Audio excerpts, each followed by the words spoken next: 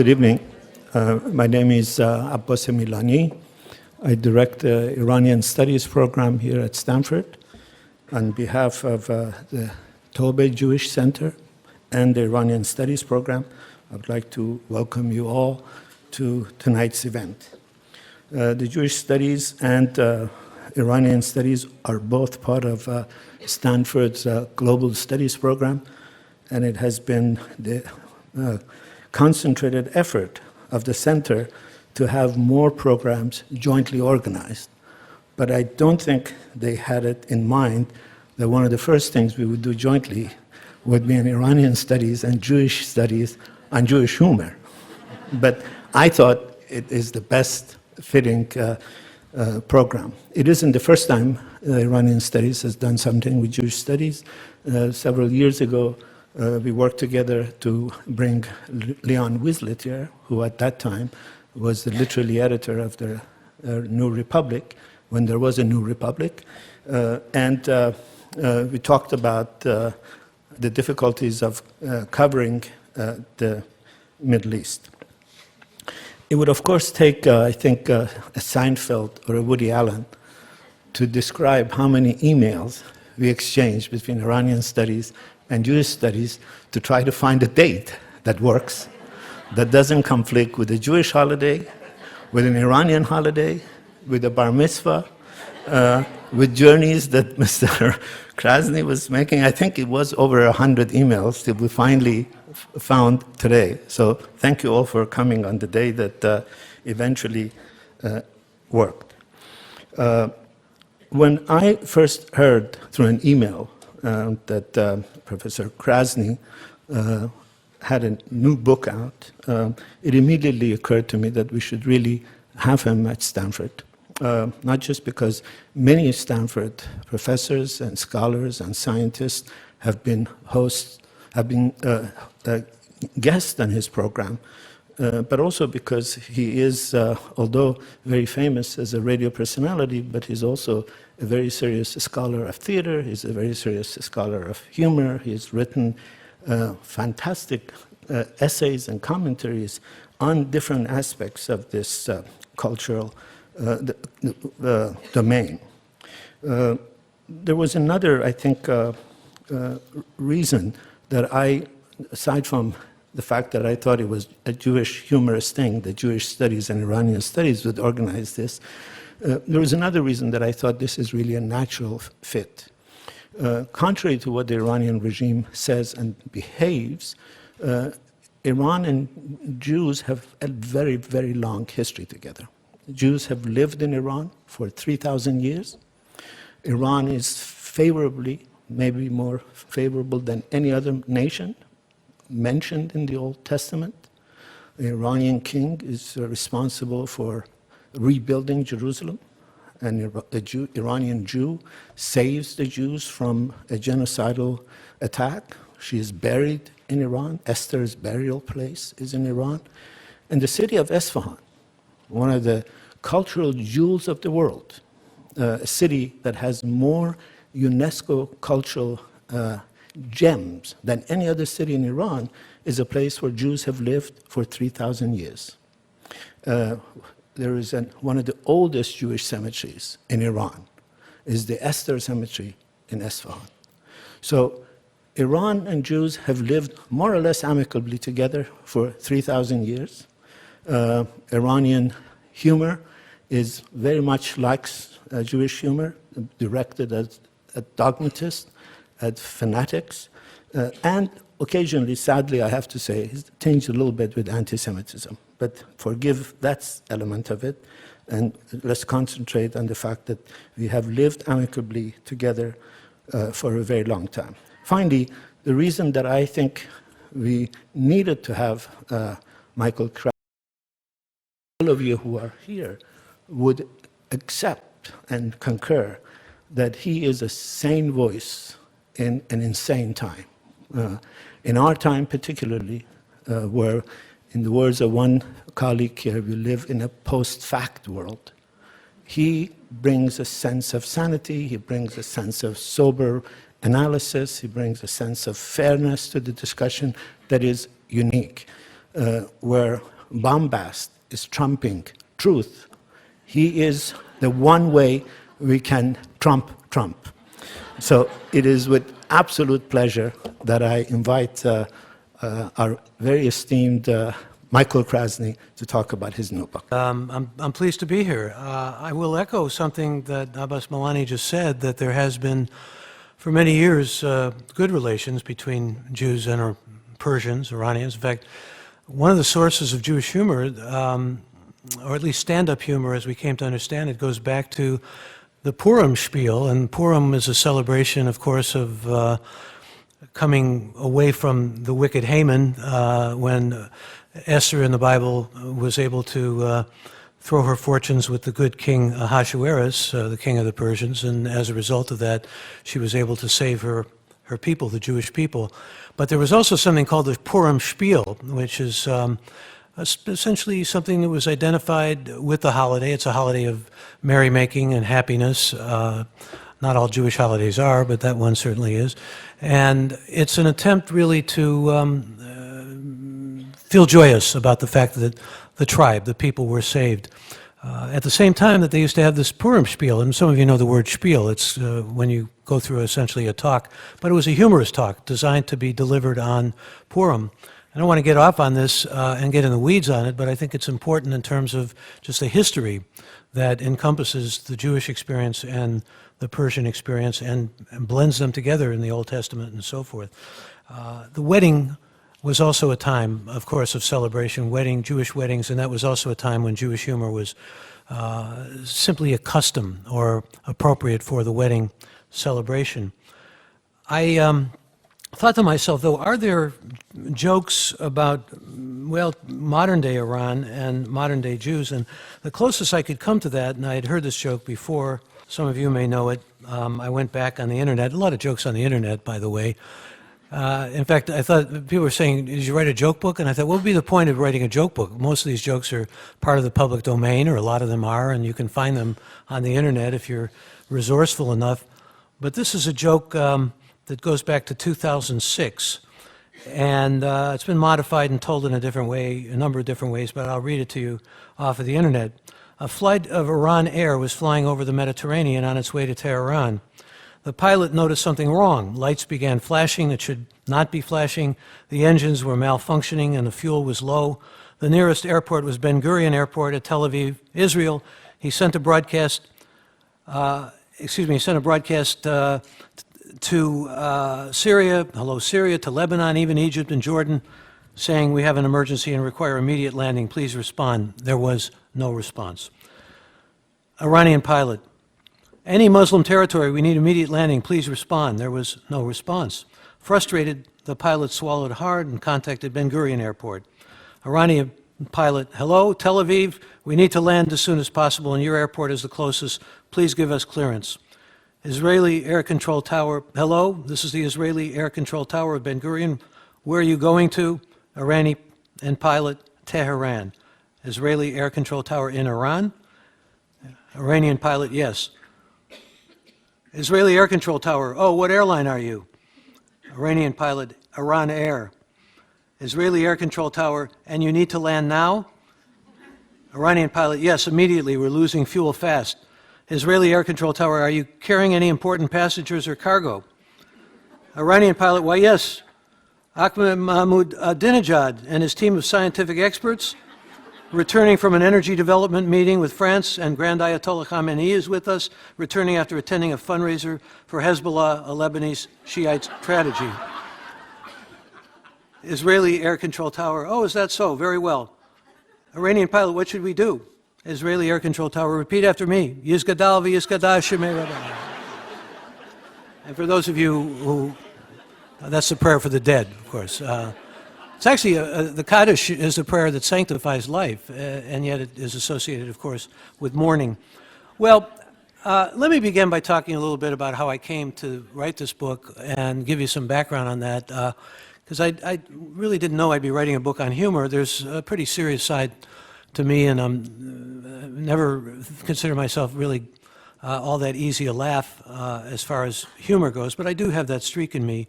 And some of you who are regular listeners may have heard it surface or appear from time to time. And I know that for many of you, this is a voice that doesn't necessarily go with this face, but trust me, it is.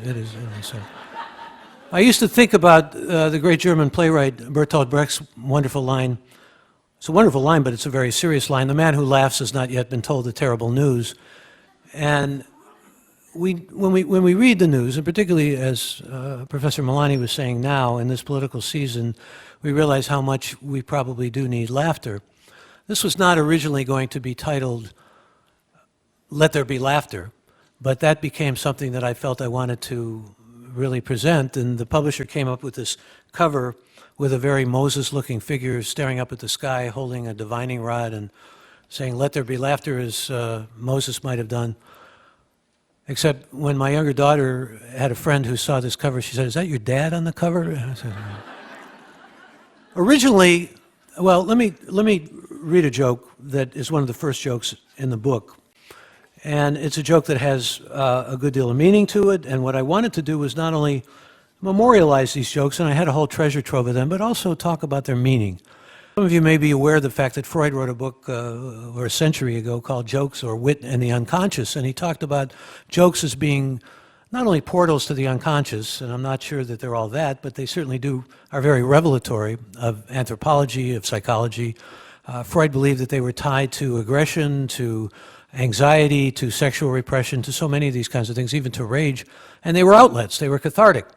And I found myself thinking, well, a lot of these Jewish jokes that I had inadvertently or in a lifetime collected really had deeper meaning to them. And let me see if I can plumb what that meaning is. And I found myself really going into a kind of examination of what makes a Jewish joke, what is Jewish humor, is it different from other ethnic types of humor, why has it been around so long? Why have there been so many Jewish comics? And you could almost use an academic word and say they've been hegemonic. You know, stand-up Jewish comics in the United States or in American humor have been, well, Steve Allen, who was one of the first, if not the first, television talk show host and was not Jewish, once took a tally and said close to 80% of those in the comedy business, and it was a business, it still is a business, are of Jewish background or Jewish lineage. And that's a pretty extraordinary figure. Whether he was entirely correct or close to the mark or not, I won't make a judgment at this point, but it can't overstate the abundant number of people who are in comedy writing or making comedy of the stand-up variety or creating it in one form or another.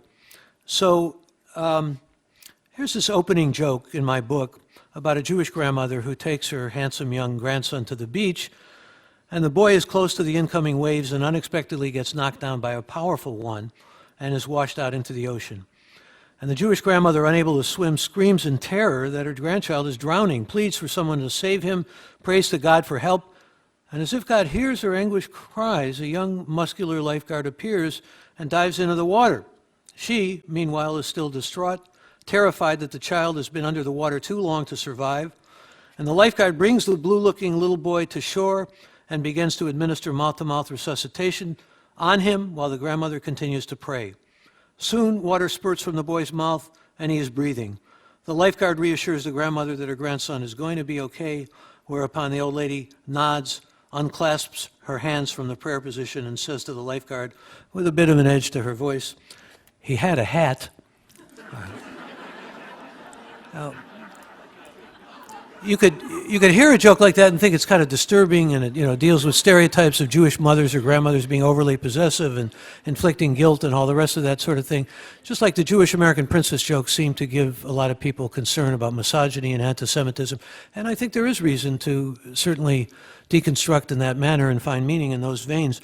But I'm also pretty sure that jokes like this also tell us something about the practical nature of a lot of these Jewish mothers who are, on the one hand, presented as being overly practical and overly guilt dispensing. And, there's a line about Jewish mothers are like vultures, except unlike the vulture, they won't eat your heart out. All of these jokes that really have a sort of a pejorative way of stereotyping Jewish mothers. Remember, we had Jewish mothers and the Jewish mother long before we had helicopter mothers or long before we had, for that matter, the tiger mothers.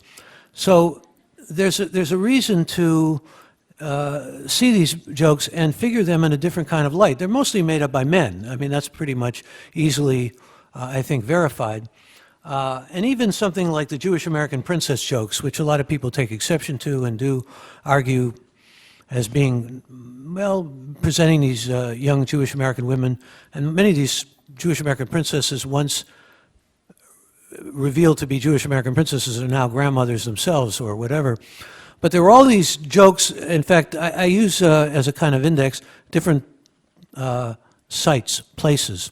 There's a joke, for example, about the man who is married to a Jewish American princess and asked to be cremated, which is against the traditional Jewish practice. And they say, why? And he says, because I want my ashes to be put in Bloomingdale so I know she'll visit me, you know, and she was hard. Or the joke about this one takes place in Tiffany's, you know, Jewish American princess is looking at a vase and it's invaluable and she's holding it up in different angles to the light and so forth, and it drops out of her hand and it shatters. And she says, I'm all right. All right. So we've got Tiffany's, we've got Bloomingdale's, and then there's a joke about the 3 words a Jewish American princess will never hear, attention Kmart shoppers. And so what are these jokes really telling us? I mean, they're talking about, you know, young girls being pampered and spoiled, but they're really also saying, look, out of this patriarchy, out of these men who came here and built lives of success and had the opportunity to build lives of success in the United States of America, we were able to spoil, in obviously hyperbolic and exaggerated ways, our daughters and our wives. And there's also that highly practical side, and that can be, I think, exemplified in, again, a famous joke about a man who is dying and his dutiful daughter is waiting literally by his deathbed, and suddenly he says, I smell kugel. And kugel is a noodle dish that's a Jewish cooking type of dish. And the daughter says, Mom is making a kugel. And he said, once before I die, I'd like to taste your mother's kugel. He can barely even get the words out. And she says, of course, Daddy. And she gets up and she runs into the kitchen. And she comes back after quite a while, and he's hanging on by gossamer threads, sits down, folds her hands, and says nothing. And he says, he can barely even speak the words. He said, where's the kugel? She says, Mom says it's for after.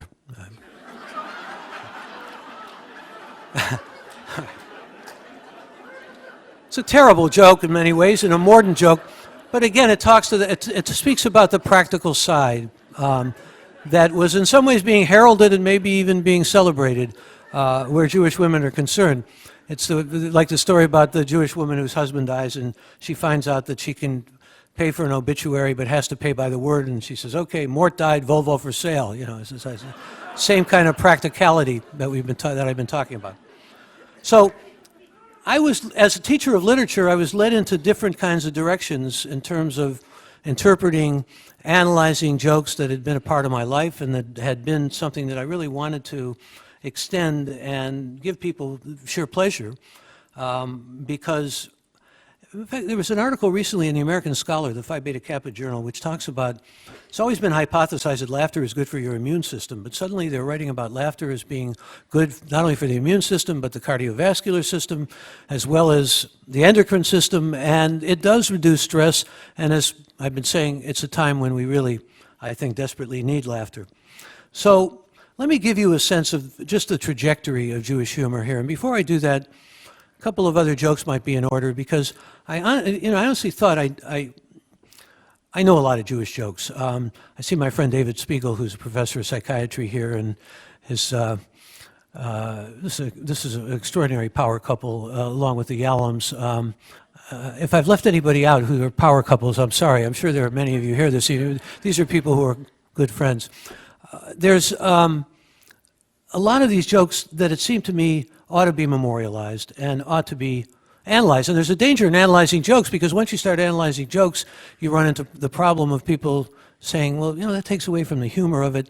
But, you know, it's very difficult to translate jokes into narratives. It's one thing to tell a joke and to come out with the shtick and all that. It's different to put it into text. It loses something in that, and it was very challenging to me. But I thought I'd had a corner on almost all of the Jewish jokes until I was just about to go to press with this book, and I heard 2 that I had never heard before, and so I quickly put them in the joke, into the section with jokes, and I was always navigating between the jokes and the analysis. There was a joke, for example, that there are many married couples in here who can perhaps appreciate this joke. A rabbi is at what they call the bima. He's giving the service, and he suddenly sees somebody in the congregation who looks very sad, and he can't understand what's troubling this young man. And so when the service is over, he goes out to the young man and he says, "I can tell something's bothering you. I'm a compassionate rabbi. Maybe I can help you. Tell me what's on your mind, what's weighing on your soul." And the young man tells him in a very forthright way that he's met a number of young women he's become infatuated or fallen in love with, and he's taken them home, and in every single case his mother did not like them. So the rabbi says, "Look, this has a good practical solution. Let me give you some wisdom. You've got all this internet dating and things of that sort now. Find someone on the internet who has something, maybe even a lot in common with your mother, and they can, have a conversation together, and they can communicate and so forth. Similar interests even." He says, "Rabbi, I hadn't even thought of that. That's a wonderful idea. Thank you so much." 3 weeks go by, and there's a young man, and he looks at this point really doleful, lugubrious, unhappy as can be. The rabbi is done with the service, races out to him and says, "What happened? You look so sad. Did you follow my advice?" "Yes, I followed your advice. And I found a woman who had so much in common with my mother. It was remarkable. It was uncanny. And not only that, but she talked like my mother. She looked like my mother. She even cooked like my mother. What was the problem? My father hated her." All right, so there you have it. That's Is that quintessential Jewish humor or not? I mean, it's the irony of it, of course, that you're struck by. And then someone told me a joke, and I was surprised I hadn't heard it, about there's a whole chapter in here on Schlemiels and schmucks. Are you all familiar with the difference between, schmuck is one of those words that's come to mean like a loser, but even Mel Brooks said it has to be saved in its original meaning. And its original meaning was kind of, what the word means, male genitalia. It's not a word that's used in a complimentary or word of approbation. It's a word, in fact, usually often applied to someone who's a kind of a villain, really, would be a schmuck. And I mention that because here we are in the World Series again, and I can't help but recall as a boy, Sandy Koufax giving me immense pride as a young Jewish boy when he said he wouldn't pitch on Yom Kippur, which, where I grew up in Cleveland, was a fish holiday. They called it Yom Kippur for some reason. But anyway, and Joe Garagiola, the sports announcer, said, "Why won't you pitch? It's because of the Jewish holiday." And Sandy Koufax said, "Yeah, but I guess it's also because I'm kind of a Schlemiel." And Garagiola said, "What's a Schlemiel? I don't know that word." And Koufax said, "Well, there's a Schlemiel and a Schlemazel. Schlemazel just means someone of bad luck. But the Schlemiel's the guy who walks into a restaurant and there's a bowl of soup and he knocks it over. The Schlemazel, the bad luck guy, is the one it spills on." All right, so there you have that. And you have all these binaries and all these dichotomies from Jewish folklore which continue to go on into, well, the division I had between Schlemiels and schmucks. Schlemiels, goes through life tripping on things and being like that character some of you may remember who have the memory of Al Cap's Joe Flix with the cloud over his head. But a schmuck was, well, Lenny Bruce said he was arrested for the first time on obscenity charges in San Francisco because he used the word schmuck, and there was an undercover Yiddish cop who understood the meaning of the word. So this is a story about a schmuck. Gesundheit. And he dies. And his brother goes to the rabbi, and his brother says to the rabbi, "I want you at my brother's funeral to say he was a mensch," which, is a Yiddish word for a really good person, a person who's compassionate, decent, kind-hearted, and so forth. A real person. So I want you to say my brother was a mensch, and I will give $1 million to the capital campaign. Okay. The rabbi is troubled. In fact, he's agonizing over this. Goes home to his wife and he says, "This man was not a mensch. How can I call him a mensch? He was ruthless in business. He was terrible to his family, even to his neighbors, to people who work for him. I can't do it. How can I do it?" His wife says, "You're going to have to struggle through this, darling. I don't know what to tell you. Do whatever you feel your heart tells you or whatever you think is best." He said, $1 million to the capital campaign. All right. So the next day, and there are a lot of schmucks who get many people coming to their funerals, and there are a lot of people at this funeral, and he stands up and he says, schmucks, Jewish or non-Jewish, and he says to this congregation, "Look, I have to be honest with you. I have to be forthcoming. This was not a nice man. This is not a kind man. This is a man, in fact, who was terrible in business, Machiavellian, not nice to his neighbors or his family. But compared to his brother, he was a mensch."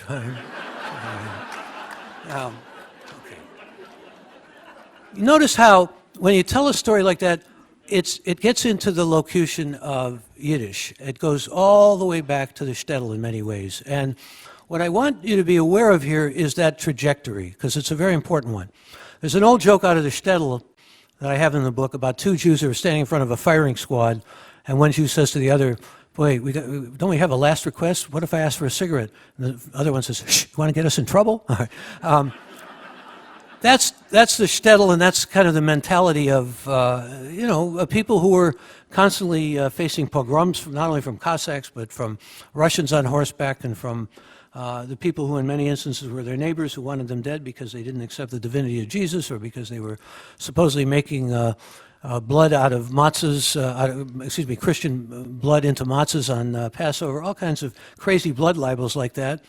You know the story of Fiddler on the Roof. It's a story about escaping pogroms and coming to America, and yet finding America to be not necessarily a place one would assume paved with gold, because many of the Jews who, like Tevye, came here were poor, but eventually realizing in so many instances success and being a part of the American mainstream. And so a lot of the jokes became jokes about loss and assimilation, and particularly assimilation in the sense of what it meant, not only necessarily in the United States. Let me come back to this in a moment, but there's a joke that I actually told on the air, a Jewish joke, the only Jewish joke to my knowledge I told until I was on with our Friday host, Mina Kim, talking about my book. And it was a joke that I told when Vikram Seth, the name some of you may know, an Indian novelist and poet, was my guest, and he had written a memoir about his uncle, who was a dentist, an Indian by birth, like Vikram, who married a Holocaust survivor, and they lived in London. And so I was prompted for whatever strange reason to tell this joke, mainly in part because I love it, and it shows how, if you get into the subtext of it and the latent meaning of it, how fast Jews can assimilate. So here's the joke. It's a joke that takes place in the Shoah. There's a whole section in my book about humor that, believe it or not, came out of the Holocaust of all things, which at one time was utterly verboten and completely unacceptable. And then along came Mel Brooks with Springtime for Hitler, and then we fast forward to Soup Nazis and Larry David talking about a survivor of Auschwitz meeting up with someone from the TV show Survivor. All this kind of stuff that became strange grist for the mill that at one time, you didn't even go near. So the joke that was prompted by Vikram Seth's appearance on the Forum program was a joke about a young man who escapes to England during the Holocaust and becomes very successful and prosperous and feels that he needs to take his father out of the ghetto, out of the Warsaw Ghetto, and bring him into England, which he does, miraculously. Stages this extraordinary saving of the father, brings him into England, and says to his father, "Pa, this has become a land of sanctuary for me. I think of myself now as an Englishman. I've been very successful here. I want you to think of yourself from now on as much as you can as an Englishman." And he takes his father to a haberdashery and gets him set up with a beautiful new suit, in fact, elegant suit. Then he takes him to the tonsorial place to get a haircut because he's got payasses, the curls that they wore in the ghetto, many Jews, especially who were pious. And they start cutting his payasses, and the old man starts sobbing, convulsively sobbing. And his son says to him, "Pa, what is it? You're crying? Are you crying because you feel you're losing your Jewish identity?" And his father says, "No, I'm crying because we lost India." Listen. To think about that one for a moment, Fast assimilation, like I said. Okay. So you had these jokes that were about suffering and about living in the shtetl and about passivity, and there was the old line, Jewish humor is all about suffering, and to some extent it had a lot of basis to it, particularly in the shtetl. But the truth of the matter is that, well, in fact, there's that old line, is all Jewish humor masochistic and about suffering? And the answer is no, and if I hear that one more time, I'm going to kill myself. But then we come to the United States, and we have a whole different trajectory of assimilation, of acceptance, and even of, again, breaking with taboos, because at one time it was considered utterly unacceptable, for example, to speak about Jews with money and Jews being mercantile and everything. So let me give you a more contemporary joke and show you where things have gone to. So two Texans are sitting on a plane going to Dallas with an old Jewish man sitting between them. The first Texan says, "My name is Roger. I own 250,000 acres. I have 1,000 head of cattle, and they call my place the Jolly Roger. The second Texan says, my name is John. I own 350,000 acres. I have 5,000 head of cattle, and they call my place Big John's. Notice the phrasing here. They both look down at the little old Jewish man who says, my name is Lenny Leibowitz, and I own only 300 acres. Roger looks down at him and says, 300 acres, what do you raise? Nothing, says Lenny. Well then, what do you call it, asked John. Downtown Dallas.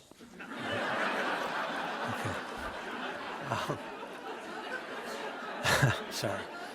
But you know, there's something joyful and celebrative in that joke, whether you realize it or not. It's like, you know, you go again from the shtetl and all this sense of Schlemiels and people who could barely make a living. It was mostly the women who were putting the food on the table, which is perhaps why we have so many strong Jewish women and jokes about strong Jewish women. It's the way it was in the shtetl. The men were studying Talmud and Torah, you know, or they were working as dairymen or doing those kind of jobs like you see in Fiddler on the Roof.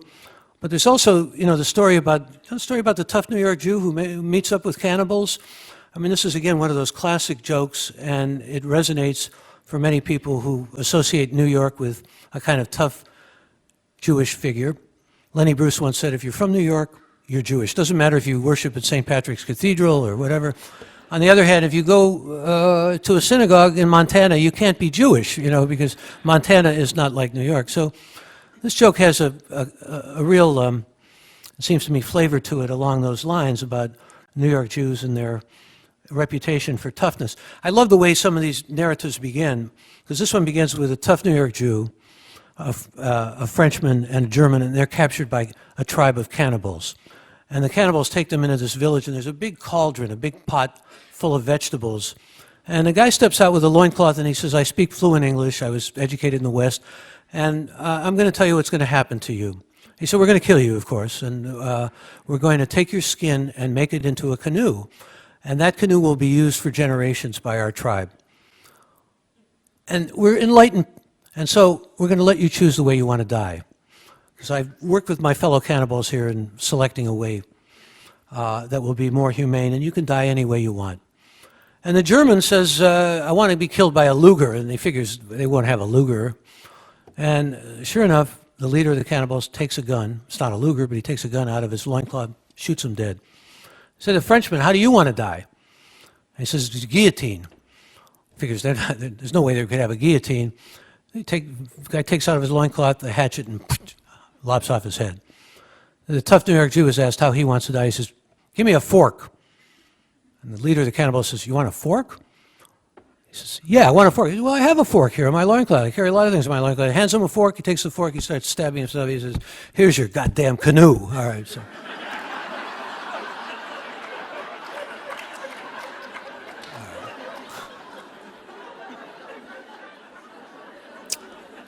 I wanted to get back just for a moment, if I could, to the kind of locutions and the rhythms and the cadences that we identify with Jewish humor as it moves itself over different terrain, particularly as it comes to America.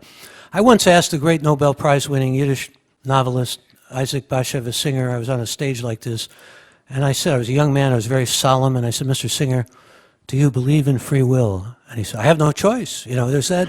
Boom. It has a kind of chick-a-boom, and it's very much embedded in what we call Yiddishkeit, in Yiddish culture. It's like, you know, the older Yiddish grandfather who takes his grandson on a walk, and they see a big sign and it says no swimming allowed. It says it in big block letters, and then underneath it, it says it in even more huge letters with many exclamation marks, no swimming allowed. And the grandfather says, come on, we're going to go for a swim. And the grandson says, but Zadie, you know, Grandpa, look, the sign, it says no swimming allowed. It says it twice. He says, no, it says no swimming allowed. No, swimming allowed. You know, all right. So have that Yiddish rhythm and cadence to it, which is really quite unique in many ways. It's emblematic of a lot of the humor we associate with the great Henny Youngman. Take my wife, please. But also lines like, I went to the doctor said, you're sick. I said, I want another opinion. He said, okay, you're ugly, too. My wife divorced me for religious reasons. She worshiped money. I didn't have any. You know, it goes on like that. But then, you know, you have somebody like Rodney Dangerfield, who really was a Schlemiel. I get no respect and so forth. And again, there's that kind of chigaboom cadence that goes back. His real name was Jack Cohen, by the way. Goes back to the Yiddish roots. I met this woman. She was beautiful. I said, come to my house tonight. She said to me, come to my house tonight. Nobody will be there. I went. Nobody was there. My mother didn't want to breastfeed me. She only wanted to be friends. You know, you take the whole Oedipal story and you just turn it on its head and have fun with it. So where are we with all of this? We come, it seems to me, to a deeper understanding of culture and of a people. And through their humor, through Jewish humor, we understand not only what gives that people a sense of oral history and folkloric and myths and mores and so forth, but really gives them a sense often of an identity. And what you discover, I think, when you go to a serious analysis of virtually any kind of national ethnic humor is deeper down an identity. And a lot of it is, of course, vested in the language, in Yiddish in this case, which, you know, is a language of an indigenous people. There's, in fact, Yiddish, some would say, is barely surviving, but quite the contrary. There are many people who still go on studying Yiddish. Not many people. I mean, it is a dying language, like for so many of the indigenous people whose languages have pretty much disappeared, they're gone, and so where is all that culture and where is all that we would learn about the people and the peoplehood and their identity? It seemed to me vital to try to preserve some of this and to go into the cultural anthropology as well as the history and to try to eke out what I could from it.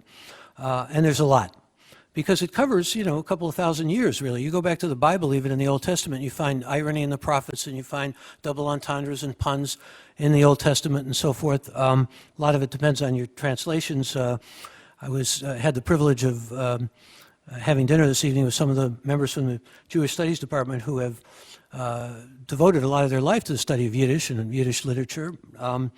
And I certainly admire them for that. But there's even a great lineage right here in the United States. When I interviewed, and I've had the privilege also of interviewing so many people who have been a part of Jewish humor. Larry David, for example, comes to mind because he has a lineage that goes to Phil Silvers. If you remember Bilko, that was a major influence on him.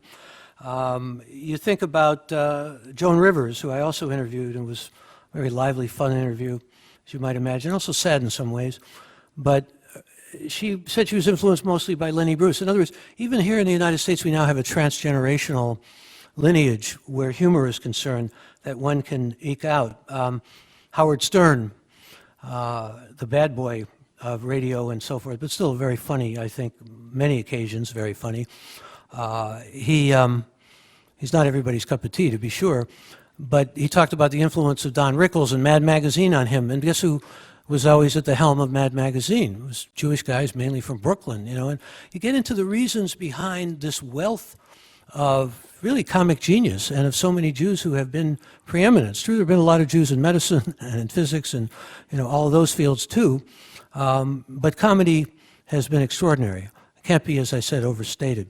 So you get to the question, what is a Jewish joke or what is Jewish humor? And you know, in many instances I've tried to exemplify some of it.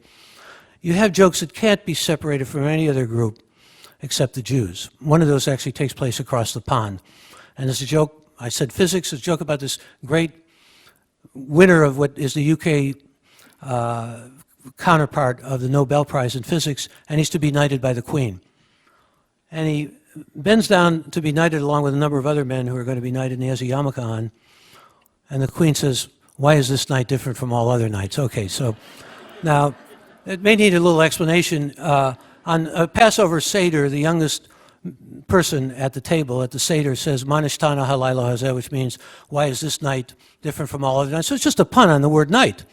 Just like, you know, Leo Roston, who wrote The Joys of Speaking Yiddish, talked about the old Jewish guy who was learning English. Roston wrote about old Jews learning English before he wrote The Joys of Speaking Yiddish and Learning Yiddish. And he was asked to spell the word cultivate, and he did, without a flaw. And then the teacher said, "Can you use it in a sentence?" And he said, "I was standing waiting for the bus, and it was too cultivate, so I took the subway." You know, I said, I mean, these are jokes that are, you know, kind of obvious in their double entendres and obvious in the way they play on words and accents and the rest of them. But distinctly Jewish, usually when you're looking for a distinctly Jewish joke, you're looking for something that has Yiddish in it. Like, they joke about the Japanese couple, and the Japanese man comes up to his wife and says, what is this I hear? Somebody's told me that you're having an affair with a Jewish man, and you're unfaithful to me. And the Japanese woman says, who told you this, Mishigas? All right. So, but there are many jokes that cross over borders and that are universal and that reflect and reveal the universality of humor.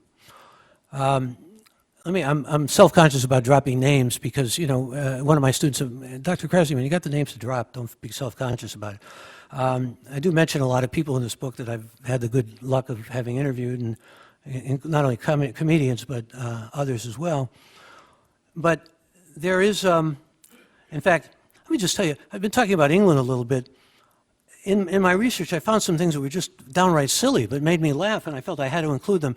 I interviewed Alan King many years ago, a name some of you may remember, and I wanted to have a joke off with him. And he said, I don't tell jokes, I tell stories. And I thought to myself, there was a seed of a book in that, because I thought to myself, I want to tell jokes and stories, and there are a lot of anecdotes and stories, as well as the analysis in this book. So I came across this line of Alan King's when he performed at Windsor Castle, and true story, apparently, Queen Elizabeth and Prince Philip welcomed him after his performance, and Queen Elizabeth said, it's a pleasure to meet you, Mr. King, and he said, it's a pleasure to meet you, Mrs. Queen. Now, that's just so silly, but it made me laugh. So, there's one more quick name to drop. Amy Tan, the novelist Amy Tan, and her husband happen to be friends of mine and my wife. And one night, we were over there for dinner, over their home, and she starts telling jokes. She said, Michael, I know you're a joke aficionado, so I want to tell you some jokes.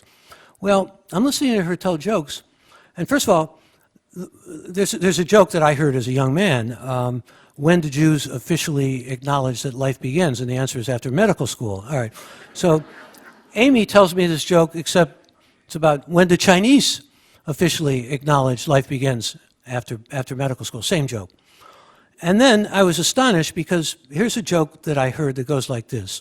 And I heard it when I was pretty young, and I was compiling jokes and collecting them. And the joke goes, there's a barber who opens up a new barber shop, new barber pole and everything, and a priest comes in to get a haircut. Gives him a haircut, and the priest goes to his wallet to pay the barber, and the barber says, no, you're a man of God. I don't want to accept your money. Please consider this on the house.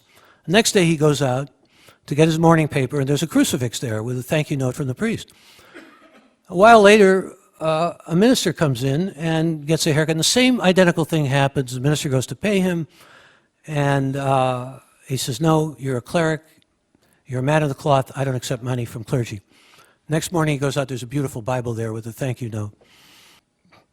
Some time goes by, a rabbi comes, gets a haircut, the same thing, won't let him pay for the haircut. Next day he goes out, there are a dozen rabbis there. All right, so there you have the joke.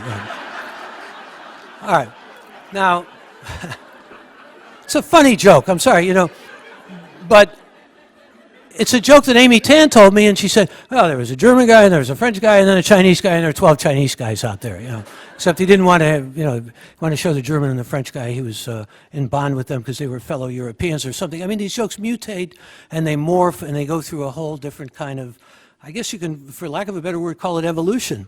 There's that famous joke, what do you call Jewish Alzheimer's? You forget everything but the grudges. But I've heard it about the Irish, I've heard it about Sicilians, about Arabs, and so forth and so on. And yet, there are these certain jokes that seem to be just in a category of being Jewish jokes because they reveal many of the elements of the Jewish historical struggle. There's a joke, for example, and I have to tell you this because I recently gave a talk up in Sonoma, and people who meet me for the first time often feel they have to tell me a joke. The problem is, chances are I've heard it, or heard some version of it. And this was certainly true about this joke. This joke is a famous joke that I always thought was identified with the Depression, because it takes place in the Depression. And there are these two Jews, call them Murray and Marty, and they're walking along and they see a church, a sign in a church, and it says, we convert Jews $100 a piece. And Murray says, I got to go see if that's true. And Marty says, all right, I'll wait for you. Murray's gone a long time. He comes back, and of course, the first thing Marty says to him is, well, did you get the money? Murray says, why is that the first thing you people think about? It's also a great joke, right? All right, so I'm up in Sonoma, and I meet this rabbi, and, you know, you got a whole different breed of rabbis now than the kind of rabbis I grew up with. They have guitars and all sorts of things. So suddenly he says to me, "I got a great joke to tell you. It's the same joke, but it takes place on Wilshire Boulevard." The guy turned out was from Long Beach, you know, so it was placed in Southern California in the present day and so forth. And this is often what happens with these jokes. Look, jokes are narratives. And in many ways, one hopes they're timeless. Some of these jokes are not necessarily timeless. In fact, they may even be time-bound. But a lot of them do have to do with where they are generated from. Like there's a famous joke, and perhaps I'll conclude with this because I'm using up enough time here. And we do want to open things up to Q&A, or if some of you want to tell jokes, please. But there's a joke that appears early in my book, and it's another, I think, wonderful Jewish mother joke. I'll tell you that I told this joke off the air to Ram Dass and to Peter Coyote, who recently, we had a conversation about Jewish humor at the Commonwealth Club. Peter Coyote, for those of you who don't know, is a fairly famous actor and announcer, and now a Zen priest. So he's become what is often, here in Northern California, particularly referred to as a Jubu, or a bagel Buddhist. And I don't even know if these words are all that pejorative, but here's a story about an older Jewish woman, Mrs. Rosenblum. Rosenblum is the name of my publicist with William Morrow. Signs up for a difficult trek up the Himalayas. You know, there are a lot of these jokes that have to do, again, with treks up mountains and Himalayas. The classic one is and again, it's a classic joke. A Mexican, a Frenchman, an Italian, and a Jew climb up this huge mountainous, they get to the top of this mountainous region, I was about to say, or terrain. They get to the top, and the Frenchman says, "I'm tired and I'm thirsty, I must have wine." And the Italian says, "I'm tired and I'm thirsty, I must have some champagne." And the Mexican says, "I'm tired and I'm thirsty, I must have tequila." And the Jew says, "I'm tired and I'm thirsty, I must have diabetes." So, look, it's a joke which makes fun in a stereotypical way, and a lot of these jokes are stereotypes, based on stereotypes, make you feel uncomfortable, perhaps, but they also are portals into understanding certain kind of cultural verities. That joke, for example, simply to me says, we're different. And so many Jewish jokes do say we're different. We're either chosen, or we're Schlemiels, or we have clouds over our head, or we have to suffer this fate, or we have to suffer a period, or all these kinds of things which have to do with their history and their sense of differentness. Okay? Being chosen, by the way, has been misinterpreted by so many Jews and by Mormons who seem to love the Jews so much that they're, you know, baptizing Holocaust victims who are in their graves. Very strange practice. We thought we had strangeness here in this country. Utah stands alone in many ways. In fact, that may be the one state that will not vote for Hillary Clinton or Donald Trump. It remains to be seen, but it's possible. It may change the whole electoral college in many ways. I'll spare you talking any more about the presidential election. Let me read this joke about Mrs. Rosenblum, who climbs the Himalayas with a Sierra Club-type group, who are told when they complete the journey to the top, they'll meet a guru. And with an effort that astonishes and amazes all members of the group, and especially its youthful leader, she manages to make it to the top. And once they're all there, the leader tells the group that the guru lives in a cave, which he points to and says, right there at the top of the Himalayas. The young leader informs them the guru lives and receives visitors, but please be advised that you can only say 3 words to him. This is an extraordinary opportunity to be in the presence of, as well as speak any 3 words of your choice to this most revered and venerated guru, or if you prefer, guru. Each of the intrepid hikers files in to meet the guru and speak whatever 3 words they wish to utter in his presence. And this includes Mrs. Rosenblum. And when she emerges from the cave, the young leader asks her if she saw the guru. Yes, she replies, I saw him. The young leader then asks, and did he say 3 words? Did you say 3 words to him? Mrs. Rosenblum replies, yes, I said 3 words.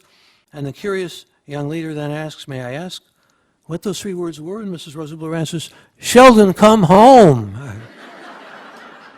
Now, it's a funny joke, I'm sorry, because of, a lot of Jewish boys who found their way into Buddhist practice or into Buddhism in one form or another.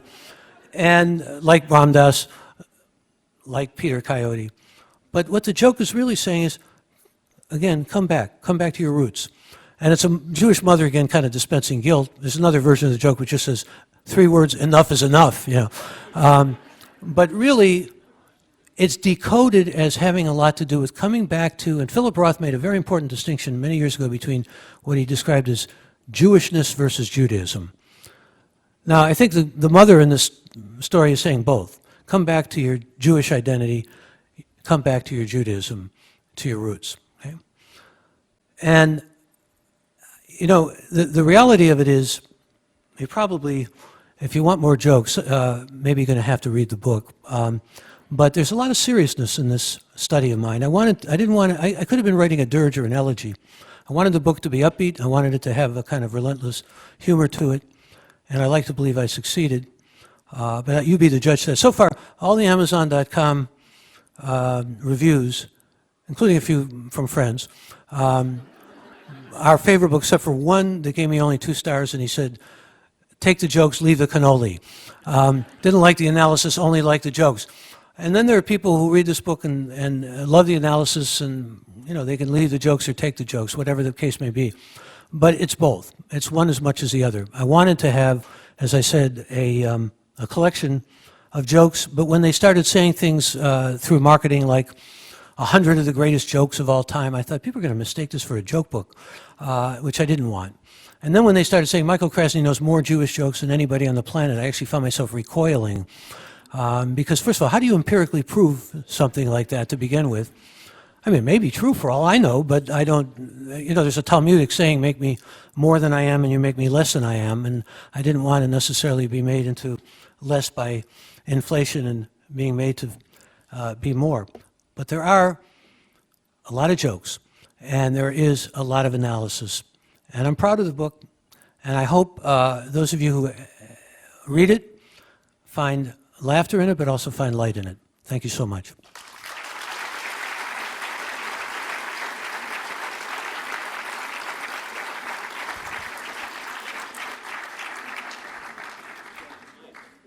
I'm not sure how we're going to do this, but I was going to say, you can go to our KQED website. You can tweet me. Actually, if you have something you'd like to say or ask, I would certainly, like to hear from you. The question was, how do you establish Jewish jokes from Israeli jokes? Sometimes you don't, although there's a wonderful joke that takes place in Tel Aviv. It's an Israeli joke, and I write about Ephraim Kishan and Jewish humorists who are simply sabras. I mean, were born and raised in Israel and identify with Israeli humor. But the joke I'm thinking of is of a mother who teaches her children to speak only Yiddish, and someone says, why are you doing this? It's a Hebrew-speaking country. I don't want them to forget they're Jewish, which is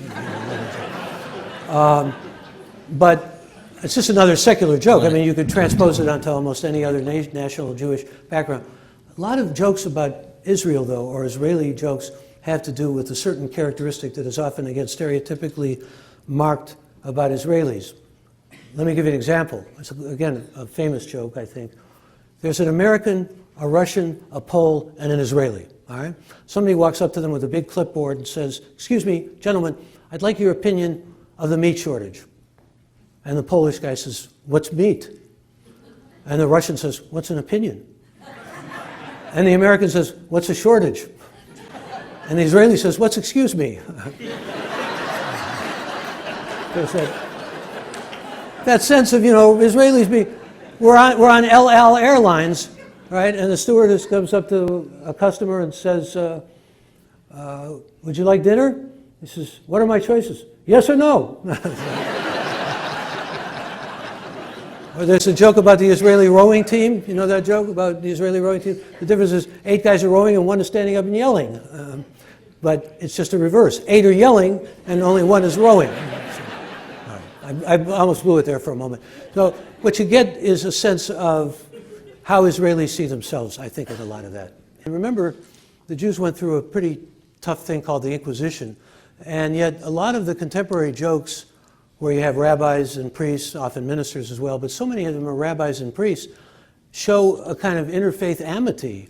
But it's usually, just like the joke he told, it's usually the Jew who is the more shrewd one, or again showing that he has more resourcefulness or more cleverness or whatever you want to call it. And there are many, many examples of that. There's also, somehow, I keep thinking of Jewish Catholic. I think about John Stewart because he once said, my wife is Catholic and I'm Jewish and we're raising our kids to be sad. But even that shows a kind of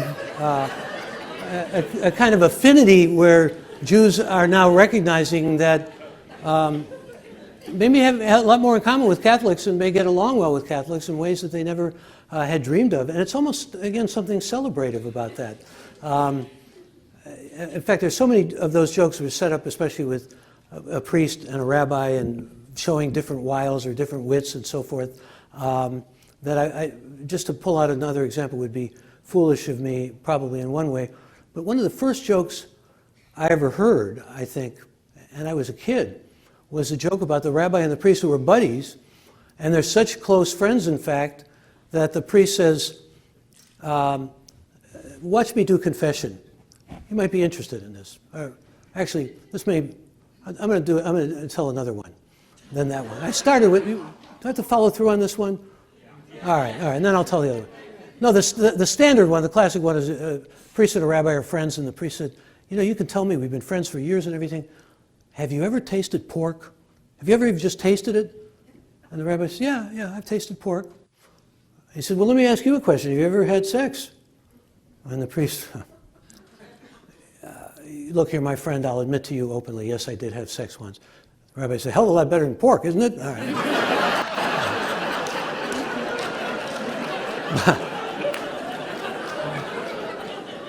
But the one I was going to tell you was the rabbi and the priest. And the priest says, come on, watch confession. A woman comes up and says, Father, forgive me for I have sinned. I was unfaithful to my husband, and it occurred 3 times over the course of the last month, and even just twice this week. And the priest says, put $10 into the collection box, say 100 Hail Marys, and pray for forgiveness.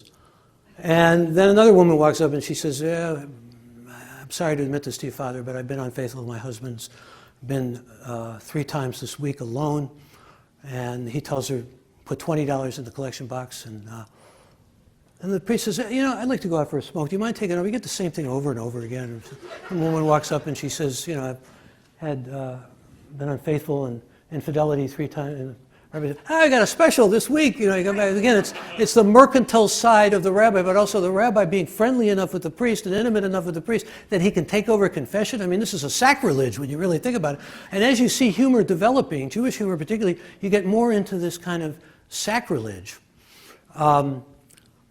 Forget the priests and the rabbis for a moment. Let me tell you a joke I heard from, and I'd forgotten about the joke, but it's really a damn good joke. I mean, there are a lot of jokes that, in other words, say, after the Holocaust, a rabbi, Richard Rubenstein, wrote a book called After Auschwitz. And the thesis of the book was, after all of the smoke is cleared from the charnel houses and after all the bodies have been taken away and so forth, how can we believe in a merciful God? I mean, it's a question of theodicy. That is, that word, Theodicy. How can we accept a God that has power over us or that wants to help us and so forth? It became one of the major theological questions of our era, when you think about it. And Rubenstein, said, can't. There's simply no way, unless you have a leap of faith, to accept God and the notion that he's always been worshipped and so forth.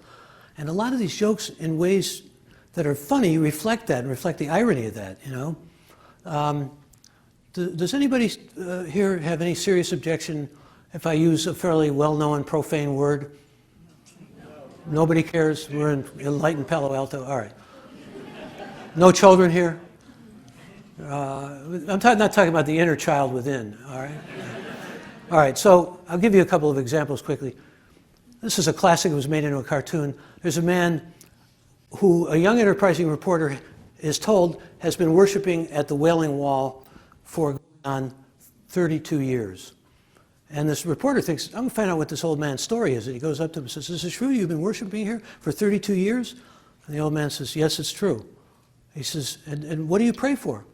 He said, I pray that the Jewish people and the Arab people will become friends, will put down their swords, turn them into plowshares, that they'll know peace.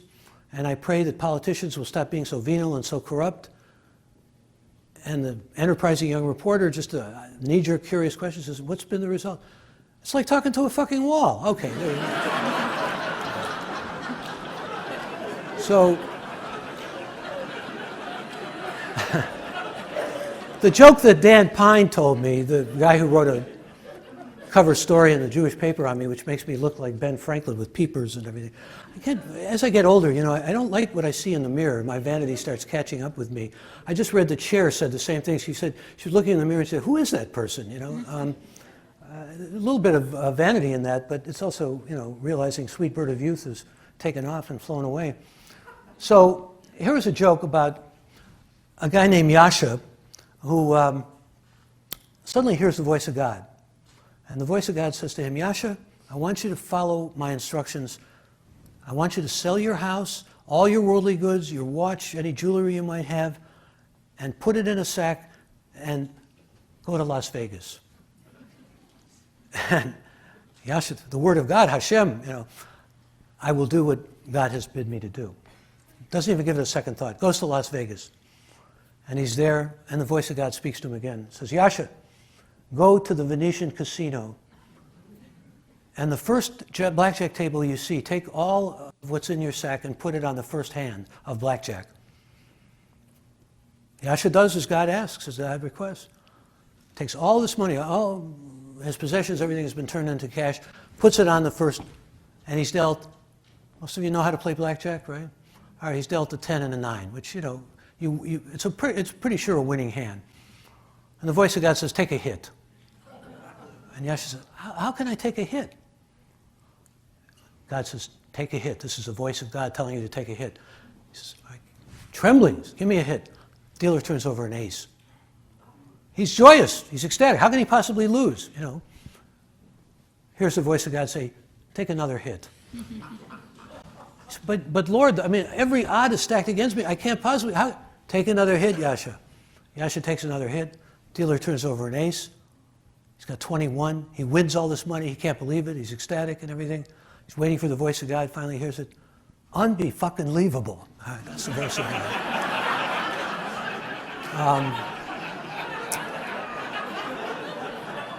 And that's a pretty irreverent joke, you know. It's like the joke about the widow who is convinced by her friends that she should have plastic surgery because her husband has been dead a while, and she's told that she should maybe get a facelift, and she decides to go ahead and get the plastic surgery, and sure enough, she's hit by a speeding car, and she dies, and she goes up to heaven. She's lived a pious life, a dutiful life. There's God on his throne. He says, God, how could you do this to me? I've been a religious Jew all my life. I've been honoring you, and so, I didn't recognize you. Okay. Now, to me, those jokes bear a serious theme that has to do with what Nietzsche called the death of God, or God becomes humanized, God becomes mortalized, really, in those jokes. I mean, God can't even recognize somebody, you know, it's putting just the opposite of what anthropomorphism does, it's putting human qualities onto the Lord God. As a result, they become serious kinds of jokes. They're irreverent, and they're almost iconoclastic in some way, you know. They take away from the power of God and the omnipotence of God, but nevertheless, there they are. I think a lot about, you know, how we can build better bridges and between different people and so forth. And you know, there's that famous joke about, sorry to answer a question with a joke. It's like, why does a Jew always answer a question with another question? Why shouldn't a Jew answer a question with another question? But you know, why answer with a joke? Because the joke, again, is very revealing in response to the question that was raised here. It's a joke about a man who is in the Middle East and opens a bottle and a genie pops out, and he asks the genie, or the genie asks him, I should say, what is his fondest wish? What would he most hope for? And he said, I'd like to have peace in the Middle East. I'd like to have a bridging of cultures, and so people are not at war with one another or have enmity to one another and can find peace. And he takes a map out of the Middle East, and the genie looks at the map and studiously looks at it and studies it. So he says, I'm sorry, I just can't, I can't do this. He says, do you have a second wish, maybe? And there are different versions of this. I'll clean it up a little bit. But it's another version that makes fun of, and then I'll come back to it in a moment, makes fun of, it's Jewish husbands making fun of their wives' lack of, shall we say, sexual largesse. He says, I'd like my wife to do this to me sexually and that to me sexually. And the genie says, let me look at that map again, you know.